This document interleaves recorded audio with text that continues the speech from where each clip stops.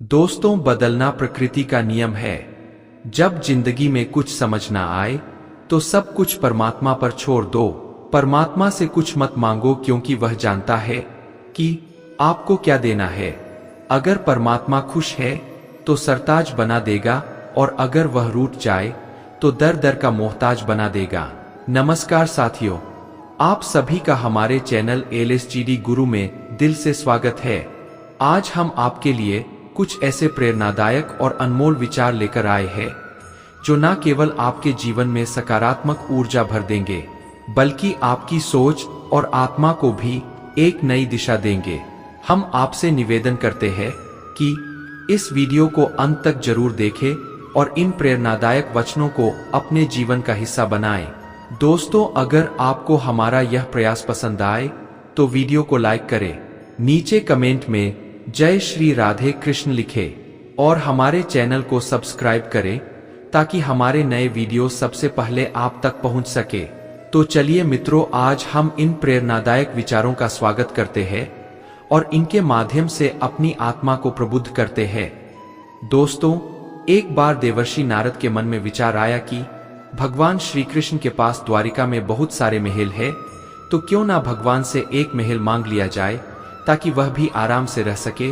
नारद जी ने भगवान से कहा, भगवान आपके पास बहुत महल है, एक मुझे दे दो ताकि मैं भी आराम से रहूं। आपके यहाँ खाने पीने का इंतजाम अच्छा ही होगा। भगवान ने सोचा कि नारद जी उनके प्रिय भक्त है और सन्यासी है, पर अगर वह कहीं राजसी ठाठ बाट में रहने लगे तो उनकी भक्ति और विरक्ति कम हो जाएगी। अगर भगवान सीधे मना कर देते तो नारद जी नाराज हो जाते और सोचते कि इतने महल होते हुए भी उन्हें एक नहीं दिया जा रहा। भगवान ने चतुराई से कहा, नारद जाकर देख लो, जहां भी कोई महल खाली हो हम तुम्हें दे देंगे। मित्रों, नारद जी द्वारिका के सभी महलों में गए पर कहीं भी कोई कमरा खाली नहीं मिला, क्योंकि सभी महल 16,108 रानियों और उनके 1,101 बच्चों से भरे हुए थे। वापस आकर नारद जी ने भगवान से कहा, मुझे कोई जगह खाली नहीं मिली। भगवान ने मुस्कुराते हुए कहा, फिर मैं क्या कर सकता हूँ, अगर कोई जगह खाली होती तो दे देता। नारद जी को यह बात छल प्रतीत हुई और उन्होंने सोचा कि भगवान ने उन्हें धोखा दिया है।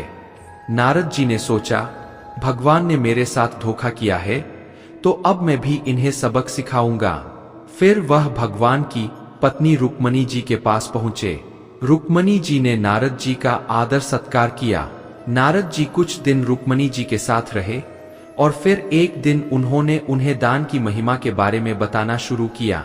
नारद जी ने कहा, जिस चीज का दान करोगे वही चीज अगले जन्म में फिर तुम्हें मिलेंगे।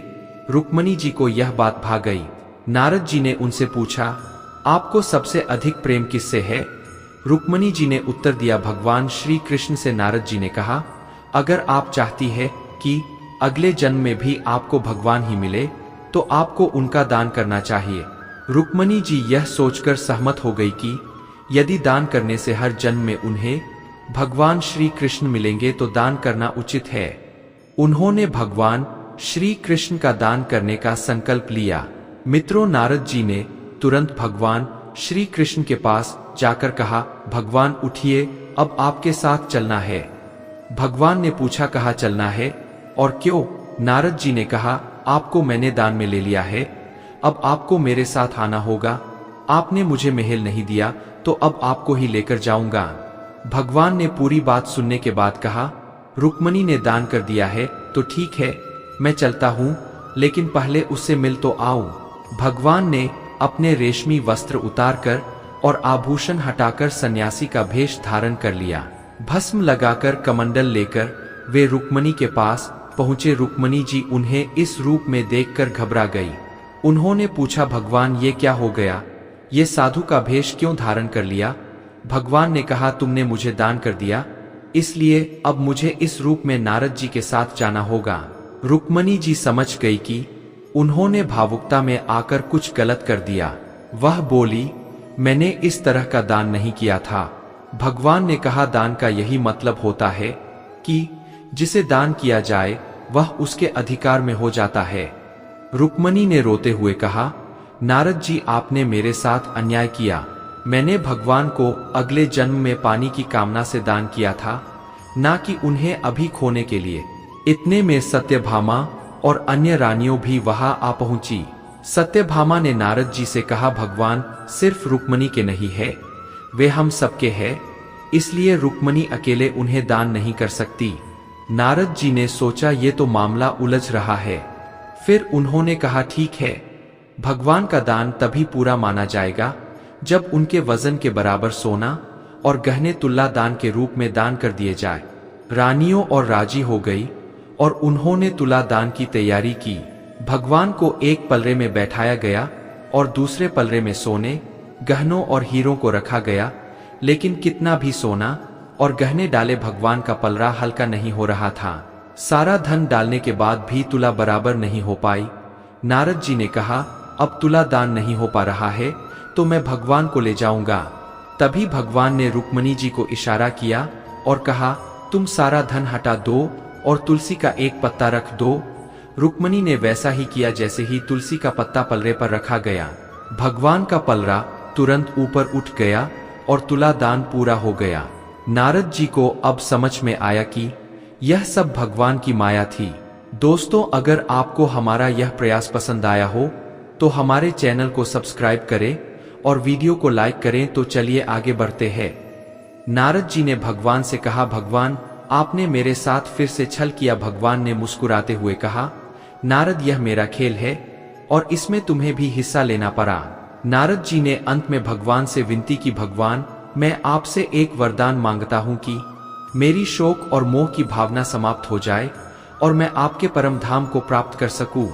भगवान ने नारद जी को हृदय से लगाया और कहा, नारद तुम्हारी मुक्ति निश्चित है। इस कहानी का मुख्य संदेश यह है कि सच्ची भक्ति और प्रेम का मोल धन, वैभव या भौतिक संपत्तियों से नहीं किया जा सकता। भगवान का सानिध्य और अनुग्रह किसी भी प्रकार के भौतिक दान से अधिक मूल्यवान होता है। केवल प्रेम और समर्पण ही ईश्वर की कृपा प्राप्त करने का सच्चा मार्ग है। साथ ही यह सिखाती है कि भौतिक सुखों की इच्छा हमें भगवान से दूर कर सकती है, जबकि सादगी और वैराग्य से हम उनकी शरण में रह सकते हैं। मिटाने से मिटते नहीं भाग्य के यह लेख कर्म अच्छे करता। चल फिर ईश्वर की महिमा देख, दर्द ना होता तो खुशी की कीमत ना होती। अगर मिल जाता सब कुछ केवल चाहने से तो दुनिया में ऊपर वाले की जरूरत ना होती। वृंदावन की एक गोपी प्रतिदिन मथुरा जाकर दूध दही बेचती थी। एक दिन ब्रज में एक संत कथा सुनाने आए और वह गोपी भी उनकी कथा सुनने पहुंची। संत ने कथा में कहा, भगवान के नाम की बड़ी महिमा है। भगवान के नाम का जाप करने से बड़े संकट टल जाते हैं। नाम तो भवसागर से पार लगाने वाला है। यदि तुम्हें भवसागर से पार होना है तो भगवान का नाम कभी मत छोड़ना। कथा समाप्त होने के बाद अगले दिन गोपी फिर से दूध बेचने के लिए मथुरा की ओर निकली। रास्ते में उसे यमुना नदी पार करनी पड़ती थी। मित्रों, जब वह यमुना के पास पहुंची तो उसे संत की बात याद आई। उसने सोचा, संत ने कहा था कि भगवान का नाम भवसागर से पार लगा सकता है, तो क्या उन्हीं भगवान का नाम मुझे इस साधारण सी नदी से पार नहीं लगा सकता। यह सोचकर गोपी ने निस्वार्थ भाव से भगवान का नाम लिया और यमुना में कदम रख दिया। जैसे ही उसने यमुना में पैर रखा, उसे ऐसा महसूस हुआ मानो वह जमीन पर चल रही हो। बिना किसी कठिनाई के उसने पूरी यमुना पार कर ली। गोपी को बहुत प्रसन्नता हुई और उसने मन ही मन सोचा, संत ने तो बड़ा अच्छा तरीका बताया पार जाने का, अब रोज नाविक को पैसे भी नहीं देने पड़ेंगे। कुछ दिनों बाद गोपी ने सोचा कि संत ने उसका इतना भला किया है तो उसे संत को अपने घर भोजन के लिए निमंत्रण देना चाहिए। अगले दिन जब वह मथुरा दूध बेचने गई तो संत से निवेदन किया, बाबा कृपया आप मेरे घर भोजन करने पधारिए। संत ने उसका निमंत्रण स्वीकार कर लिया। जब गोपी और संत यमुना के किनारे पहुंचे तो संत ने नाविक को बुलवाने के लिए कहा। गोपी ने संत से कहा, बाबा आप नाविक को क्यों बुला रहे हैं, हम ऐसे ही यमुना पार कर लेंगे। संत ने आश्चर्य से पूछा, कैसी बातें कर रही हो, गोपी बिना नाव के यमुना कैसे पार करेंगे।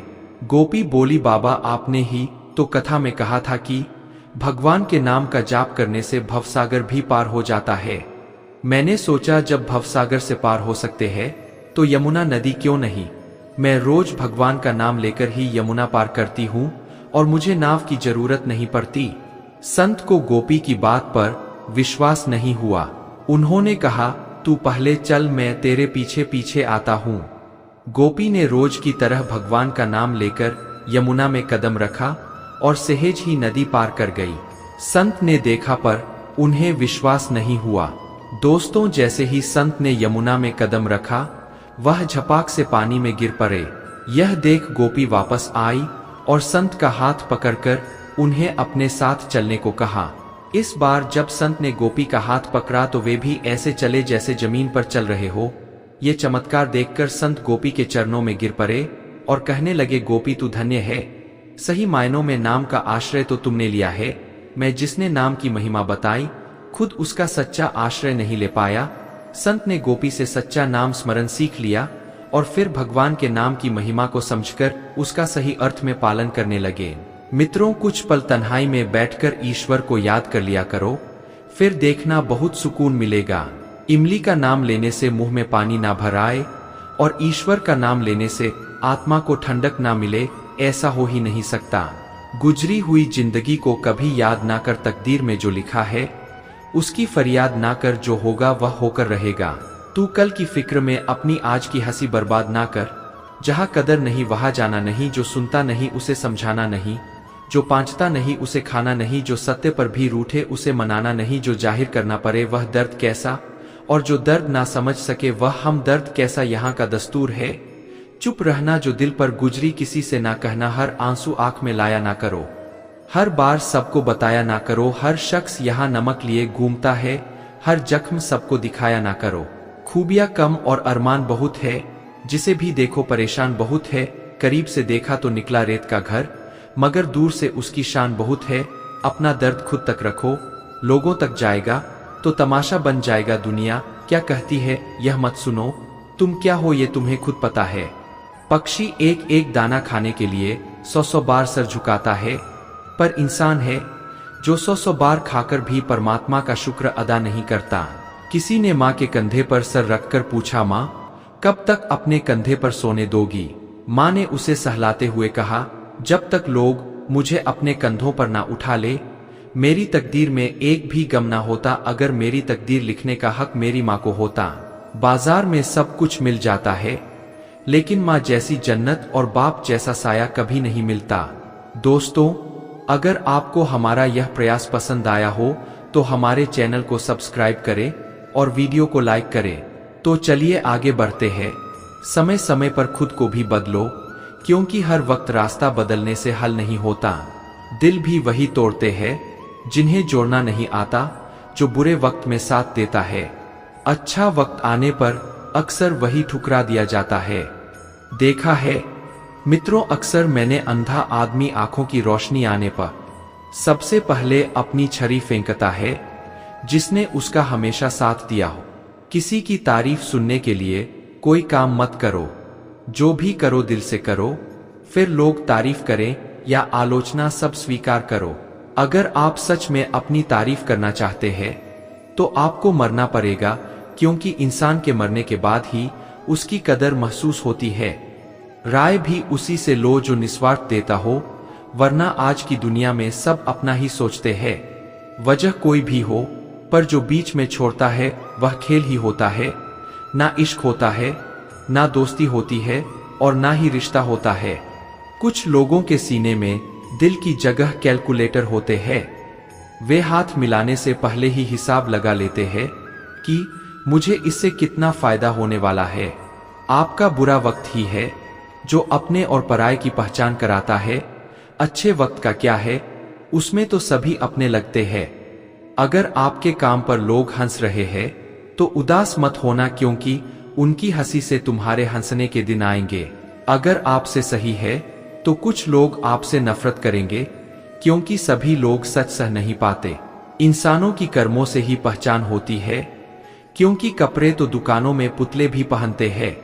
दोस्तों, अगर मतलबी लोगों को खो देना हार है तो ऐसी हार को स्वीकारने से कभी मत डरना। बातें सभी से करो, लेकिन भरोसा खुद पर ही करो। किस्मत तो मेहनत की दीवानी है, जहां मेहनत होगी वही किस्मत होगी। कुछ अलग करना है तो भीड़ से हटकर चलो, कदम कसम और कलम सोच समझ कर ही उठाओ, क्योंकि ये दोनों बहुत भारी होते हैं। श्वास और विश्वास दोनों अलग अलग चीजें हैं, पर दोनों के काम एक ही है। श्वास चली जाए तो शरीर खत्म, और विश्वास चला जाए तो आत्मा खत्म। सच्चा स्नेह करने वाला केवल आपको बुरा बोल सकता है, पर कभी आपका बुरा कर नहीं सकता, क्योंकि उसकी नाराजगी में आपकी फिक्र और दिल में आपके लिए सच्चा स्नेह होता है। इस दुनिया में हर इंसान उसी चीज के लिए रोता है जो उसके पास नहीं है, पर जो चीज उसके पास है वह उसकी कदर नहीं करता, और फिर जब वह चीज छोड़कर चली जाती है तब उसके लिए रोता है। मंजर धुंधला हो सकता है, मंजिल नहीं, द्वार बुरा हो सकता है, जिंदगी नहीं, छल में बेशक बल है, लेकिन प्रेम में आज भी हल है। पसंदीदा चीज का मिल जाना भी इम्तिहान है, और खो जाना भी इम्तिहान है। याद रखना कि इंसान को हमेशा उसकी पसंदीदा चीजों के जरिए ही आजमाया जाता है। अगर आप अकेले पर गए हैं तो परेशान मत होना, क्योंकि अकेला वही होता है मित्रों जो सही फैसले लेता है। भरोसा तोड़ने वाले के लिए बस यही सजा काफी है कि उसे जिंदगी भर के लिए खामोशी तोहफे में दे दी जाए। अगर तुम्हारे माँ बाप तुम्हें डांट दे तो बुरा मत मानना, बल्कि यह सोचना कि गलती होने पर माँ बाप नहीं डांटेंगे तो कौन डांटेगा। और कभी छोटे से गलती हो जाए तो यह सोचकर माफ कर देना कि गलती छोटे नहीं करेंगे तो कौन करेगा।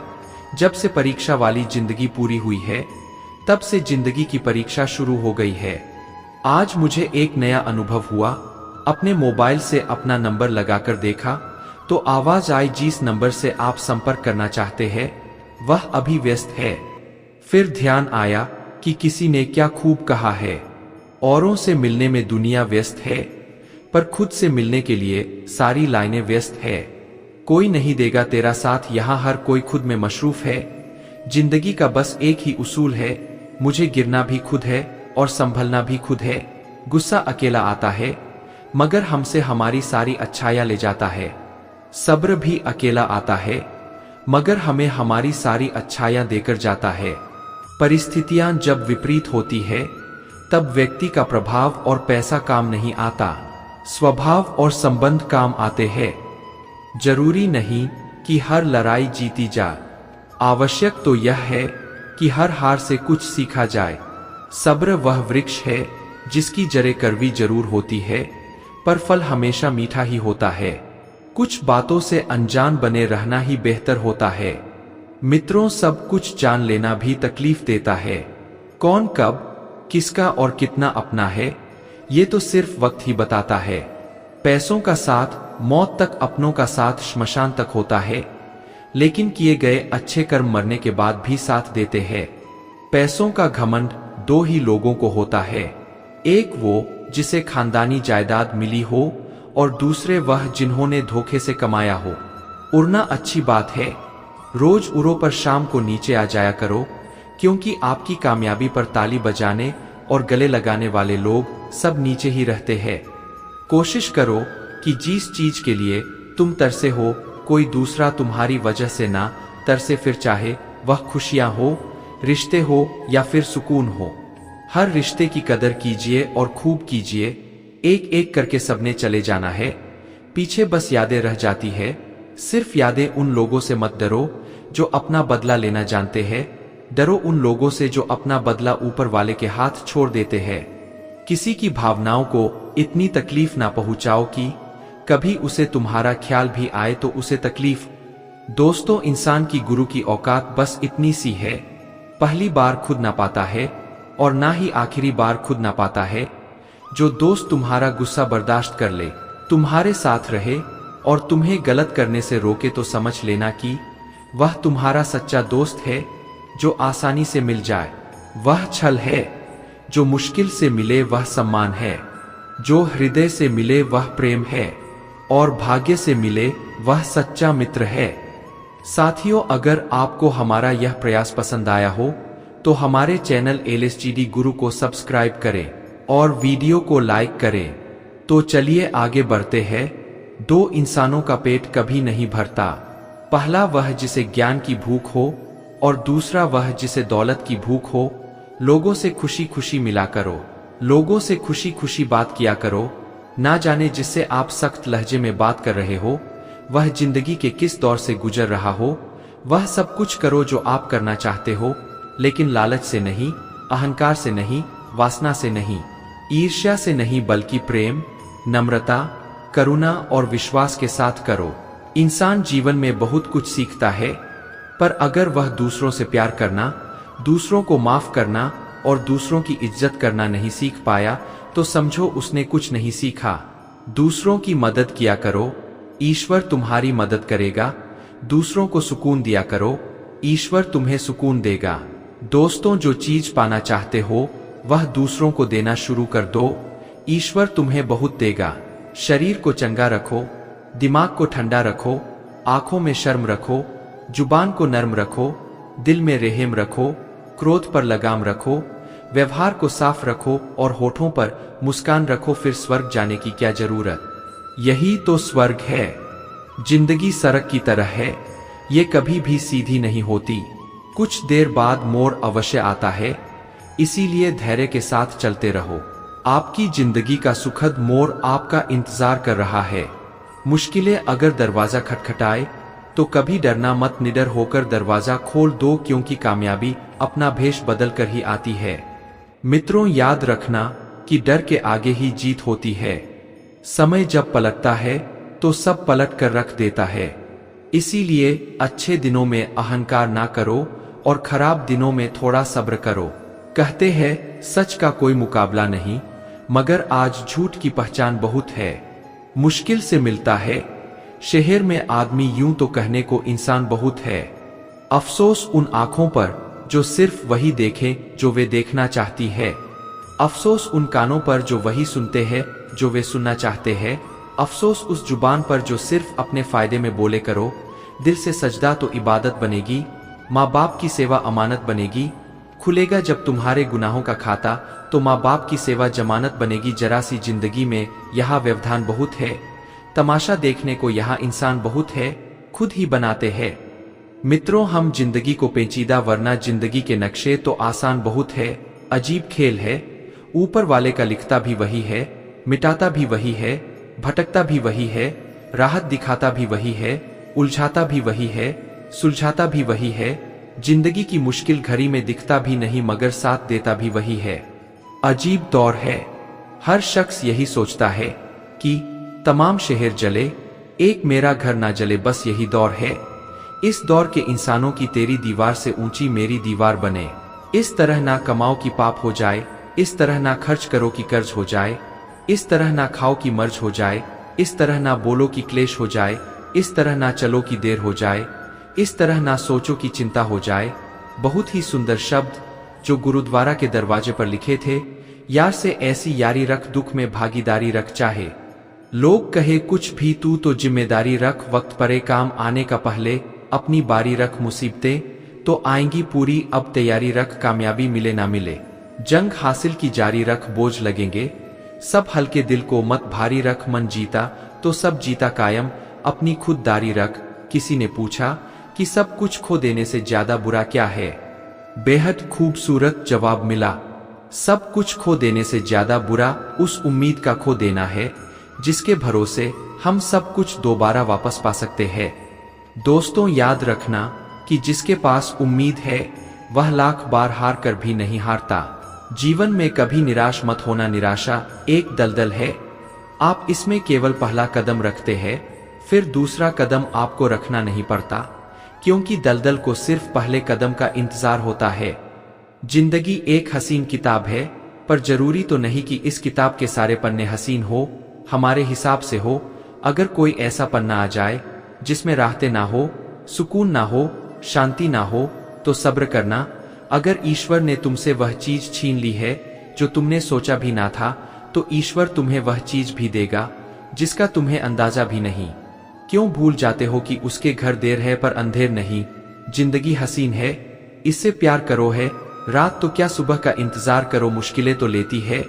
इम्तिहान हर किसी का, पर किस्मत से जिक्र ज्यादा खुद पर एतबार करो। जब एक दरवाजा बंद हो जाता है तो दूसरा दरवाजा खुल जाता है, पर अक्सर हम बंद दरवाजे को इतने लंबे और अफसोस से देखते हैं कि हमें वह दरवाजा दिखाई ही नहीं देता जो हमारे लिए खोला गया। बुरा समय आपको जिंदगी की उन सच्चाइयों का सामना करवाता है जिसका आपको अच्छे समय में कभी ख्याल भी ना आया हो। कठिनाइयां तो मजबूत होने की सीढ़ियों है, हौसला न हारो बल्कि खुशी मनाओ कि उस मेहरबान रब ने तुम्हें चुन लिया है। दोस्तों, जिंदगी आसान नहीं होती, इसे आसान बनाया जाता है कुछ सब्र करके, कुछ बर्दाश्त करके और बहुत कुछ नजरअंदाज करके। कभी मत सोचो कि आप अकेले हो, सोचो कि आप अकेले ही काफी हो। अगर आप उस इंसान की तलाश कर रहे हो जो आपकी जिंदगी बदलेगा, तो आईने में देख लो, अपना रास्ता खुद बना। हम अकेले ही पैदा होते हैं और अकेले ही मृत्यु को प्राप्त होते हैं। इसीलिए हमारे अलावा कोई और हमारी किस्मत का फैसला नहीं कर सकता। रोना बंद करो और अपनी किस्मत से खुद लड़ना सीखो, क्योंकि साथ देने वाला भी श्मशान से आगे नहीं जाता। जिंदगी की रन में खुद ही कृष्ण और खुद ही अर्जुन बनना पड़ता है। रोज अपना ही सारथी बनकर जीवन की महाभारत को लड़ना पड़ता है। याद रखना कि कामयाबी हासिल करने के लिए अकेले ही आगे बढ़ना पड़ता है। लोग तो आपके साथ तब आते हैं जब आप कामयाब हो जाते हैं। जीवन में इतने व्यस्त हो जाओ कि पछतावा, दुख, डर और नफरत के लिए समय ही ना बचे। दोस्तों, अगर आपको हमारा यह प्रयास पसंद आया हो तो हमारे चैनल को सब्सक्राइब करें और वीडियो को लाइक करें। तो चलिए आगे बढ़ते हैं। याद रखना कि जीवन में खाली व्यक्ति ही सबसे ज्यादा दुखी होता है। अगर आप सीखना चाहे तो आपकी हर गलती आपको सबक देती है।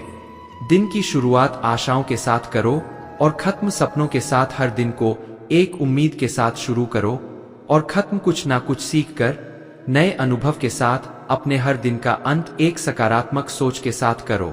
कोई फर्क नहीं पड़ता कि चीजें कितनी कठिन थी, आने वाला कल चीजों को बेहतर बनाने का एक नया अवसर होगा। दोस्तों, अगर आपको सोचने की आदत है तो आज की बात सोचिए। अगर आप कोशिश करना चाहते हो तो खुद को ऊपर उठाने की कोशिश करिए। अगर आप दृष्टि उठाते हो तो ऊपर की तरफ उठाइए।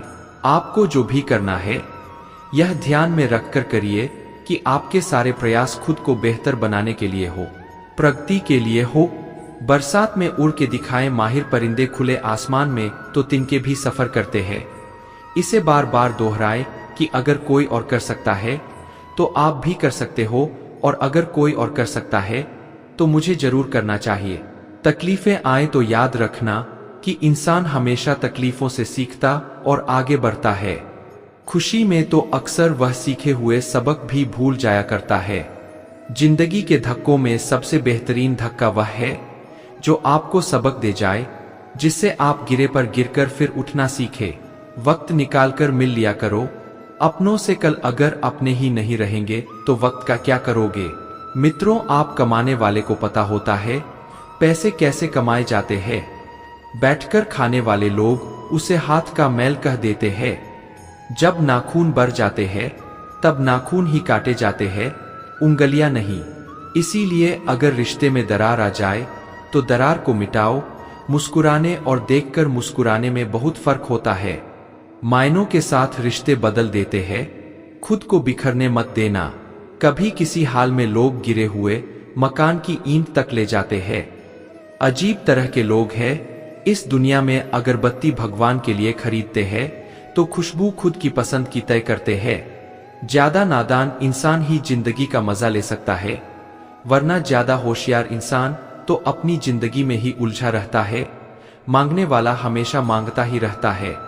फिर चाहे वह वक्त हो या प्यार, जो छोड़ गया उसको याद मत करो, और जो एक बार नजरों से गिर गया उसको उठाने में वक्त बर्बाद मत करो। कैसा जमाना है ये, जहां घर टूटते जा रहे हैं और मकान बनते जा रहे हैं। जो सहना सीख जाते हैं फिर वह कहना छोड़ देते हैं। जैसे जैसे कलयुग आएगा इंसान मतलब भी होता जाएगा। जरूरत के समय आपके पैर पकड़ेगा और जरूरत नहीं रहेगी तो आपको पहचानेगा भी नहीं। रिश्ते उन्हीं से रखो जो समय आने पर सहयोग और प्यार दिखाए। औकात नहीं, कभी भी खुद पर घमंड मत करना। पत्थर भी भारी होकर पानी में अपना वजूद खो देता है। रिश्ता कभी खत्म नहीं होता, बातों से छूटा तो आंखों में रह जाता है।